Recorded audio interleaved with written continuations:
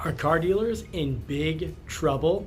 Well, those that charged over MSRP and a lot over MSRP and even charged over MSRP on people's orders, yeah, they probably are in trouble. Why? Because inventory levels are going up. Now, the official numbers is that inventory numbers are going up or have gone up by 66% compared to 1 year ago. But let's recall, 1 year ago, there was no inventory. The vehicles you saw on lots a year ago were pretty much all customers' orders.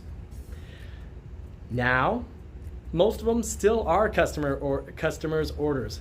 Inventory is at about 20%, 20 to max 30% what it originally was, 3 years ago. So dealers don't have all these vehicles sitting around. So, you hear these headlines, dealers are in big trouble, they made huge mistakes. Yeah, some really did. But the overall effect of that isn't as bad as it may sound, because some dealers did things right, didn't, burn and upset their long-term customers and possibly lost them forever. So if your local dealer, was overcharging you on your actual order. Your order comes in, the window sticker says, let's say 50,000, and they want 60 or 70,000 for it, like some Bronco almost owners faced. Well, they might actually be in big trouble, yes, because they'll have lost customers to other brands and to other dealers. And if this did happen to you, you probably should consider buying it from another dealer. But some dealers did do things right, and they won't be in nearly as much hot water as you might believe in watching various videos, because there's a yard just outside here and there are a lot of vehicles there. Yes, because manufacturers are finally starting to be able to deliver the vehicles that customers ordered sometimes even a year ago. Why were they not able to deliver them? Well, because they had microchip shortages and shortages of all sorts of things, even as simple as mud flaps, because there's missing plastic. So all manufacturers went through some very serious constraints. This caused a huge backlog of orders that never got built, and they're now actually starting to show up in lots in really high numbers. So some weeks, I can remember a year ago, I'd see, sometimes in a month, only, 30 vehicles get unloaded or 20 vehicles get unloaded on really bad months, when there should have been 100, 120 vehicles getting unloaded. So there's a big backlog. And there was a lot of demand over the last 3 years. At first, when we told we couldn't really take airplanes, a lot of people bought trailers, campers. There's a huge demand for trucks.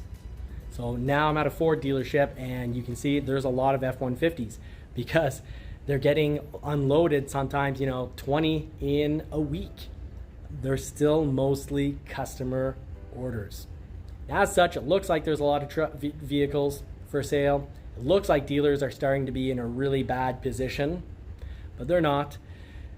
Mostly all customer orders. But yes, a year ago, there are no vehicles available, which means very, very few. If you only had 4 or 5 vehicles available, and now you have 50 or 60 vehicles available, yeah, the percentage has increased dramatically, but it's still nowhere near what it was 3 years ago. We're at about 20 to 30% of what we used to carry. That's dealers. We used to carry about a lot more, about 4 times more vehicles. So I don't expect in the near future, if you're thinking, hey, I'm going to hold out buying a new vehicle because I think they're going to have to drop the price on these vehicles, there's so many hanging around. It's not really the case. It's not the case at all. I really would not wait thinking in a month or two there's going to be these insane reductions. What could happen, and it's going to be much later on, is that interest rates get reduced. But we're still, we're not even close enough to be talking about it upcoming. We're still talking about more interest increases.